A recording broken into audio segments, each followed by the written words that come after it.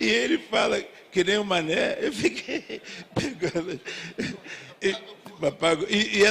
Ele fez um outro duplo sentido que às vezes as pessoas não percebem que está aí na letra, que é o fogo do fogão com o fogo da paixão dele, do fogo do amor dele, o fogo sexual dele, queria pegar ela. Aí, ó, pode apagar esse fogo aí que eu não volto mais. É isso. Para completar...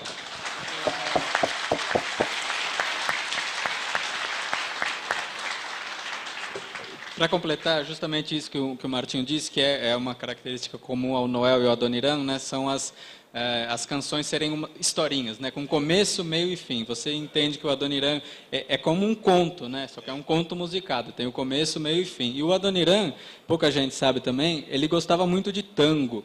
Então, assim, no acervo dele, né, que está aí hoje sendo catalogado, com a esperança que vire uma casa Adoniran, tem muitos discos de tango, e ele dizia, eu faço as minhas músicas como um tango, né, que são historinhas, e isso é uma coisa que é uma coisa tão pictórica que as pessoas até se confundem e acham que, por exemplo, existe o Mané, ou existiu o Ernesto, existia a Iracema, e o Adoniran, também completando a pergunta que você me fez antes, Alexandre, jogou para os seus futuros pesquisadores e biógrafos várias armadilhas, porque quando as pessoas perguntavam para ele, né, como, Adoniran, o Trem das 11, né, de onde você tirou a inspiração, o Ernesto existiu, não existiu?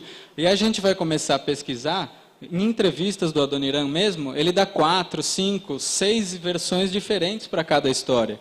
Então, por exemplo, o Ernesto, eu, né, pesquisando as matérias publicadas ao longo do tempo, então assim, eu encontrava o Adoniran dizendo primeiro, não, essa história do Ernesto aconteceu mesmo, foi um cara, eu desci lá no Brás, aí andei a Rua Bresser, a terceira direita, ele chegou lá, estava um cara mesmo, tinha convidado a gente, só que eu cheguei lá, não tinha mais ninguém.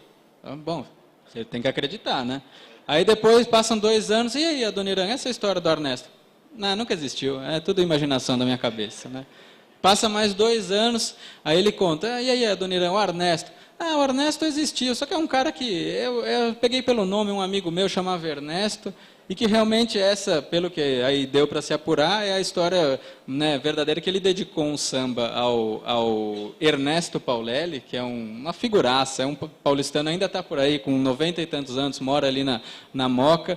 E acho que nesse centenário do Adoniran foi uma das pessoas mais celebradas, foi muito legal porque é uma figura simpaticíssima, e ele conta, a história é divertidíssima, né? Quando eles se encontram, o Adoniran já um grande nome da Rádio Record, né?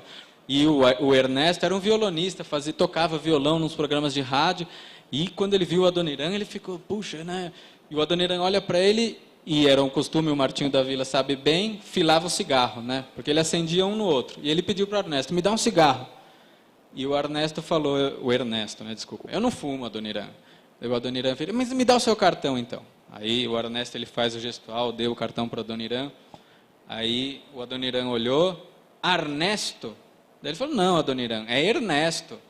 Não, é Ernesto. E vou te fazer um samba, duvida? Aí o Ernesto fala, né, eu não a duvidei, nem desduvidei. E aí passa realmente um tempo... 10 anos, porque esse encontro tinha sido na década de 40, no começo dos anos 50, o Adoniran vai e faz o samba do Ernesto, e um belo dia está o Ernesto na casa dele, ouvindo lá a rádio, e ele ouve, o Ernesto nos convidou. E aí é muito legal ele contando a história, porque ele fala, aí eu ouvi essa música, e falei para minha esposa, Alice, essa peteca é minha. E a Alice desesperada, que peteca, Adoniran, que peteca? O samba, o Adoniran que fez para mim. E aí o Adoniran vai e dedica